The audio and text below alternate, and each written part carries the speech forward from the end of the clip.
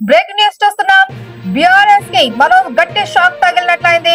BRS MLA Arekapudi Gandhi కాసేపటి క్రితమే కాంగ్రెస్ పార్టీలో చేరారు. పార్టీలో చేరడానికి ముందు ఆయన వివేకానంద నగర్ లోని తన నివాసంలో అనుచరులతో కార్పొరేటర్లతో సమావేశం నిర్వహించారు. సమావేశం అనంతరం రేవంత్ రెడ్డి ఇంటికి వెళ్లిన ఆయన హస్తం కండువా కప్పుకున్నారు. అయితే తను పార్టీ మారడానికి కూడా కారణాలను వివరించారు. గత 7 నెలలుగా నియోజకవర్గంలో ₹1 అభివృద్ధి పనులు కూడా జరగలేదు అని ఆయన విమర్శించారు. ఈ నేపథ్యంలోనే ఆయన పార్టీ మారుతున్నట్లుగా కూడా పేర్కొన్నారు. ప్రజల కోరిక మేరకే తాను కాంగ్రెస్ లో చేరినట్లు వివరించారు.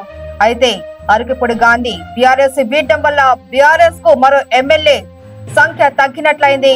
మరోవైపు ఇంకా కొంతమంది ఎమ్మెల్యేలు కాంగ్రెస్ లో చేరే అవకాశం ఉన్నట్లు మనకు సమాచారం అందుతుంది. చూడాలి భవిష్యత్తులో బీఆర్ఎస్ పరిస్థితి ఏంటి అనేది అగమ్య గోచరంగా మారింది. ఇప్పుడు అరకపూడి గాంధీ కాంగ్రెస్ లో చేరడంతో బీఆర్ఎస్ కి మరింత పట్టు తగ్గినట్లయింది. మరోవైపు కాంగ్రెస్ కి మరింత అనుకూలంగా ఉంది.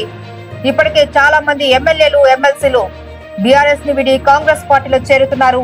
ఇప్పుడు మళ్ళీ అరకపూడి గాంధీ కాంగ్రెస్ పార్టీలో చేరడం చర్చనీయాంశమైంది.